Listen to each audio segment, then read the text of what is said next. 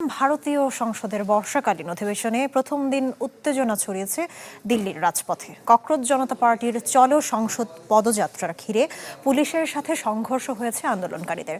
Central secretariat সহ অন্তত 5টি ব্যস্ত মেট্রো স্টেশন বন্ধ করে দেওয়ায় ভোগান্তিতে পড়েন লাখো মানুষ। নগদ নিয়ে এলো হার না মানা হার অফার।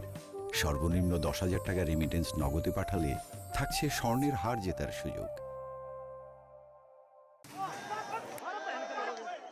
ভারতের পার্লামেন্টের বর্ষাকালীন অধিবেশনের প্রথম দিনেই রণক্ষেত্র রাজধানী নয়াদিল্লি। ককরোচ জনতা পার্টির চলো সংসদ মার্চ ঘিরে বিক্ষোভকারীদের ওপর চড়াও হয় পুলিশ। মেডিকেল পরীক্ষার প্রশ্ন ফাঁস ও শিক্ষা খাতে দুর্নীতির প্রতিবাদে এই কর্মসূচির ডাক দেয় তরুণদের দল সিজেপি। তবে একদিন আগেই অনুমতি বাতিল করে যে কোনো জমায়েতে নিষেধাজ্ঞা দেয় পুলিশ।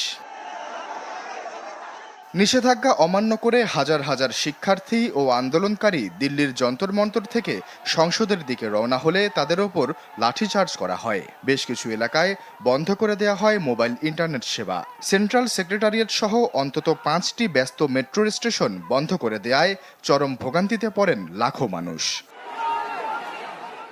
শনিবার ওয়াংচুক ইস্যুতে নতুন করে উত্তপ্ত হয় পরিস্থিতি। সিজেপির সাথে যোগ দিয়ে 28 জুন থেকে আমরণ অনশনে ছিলেন তিনি।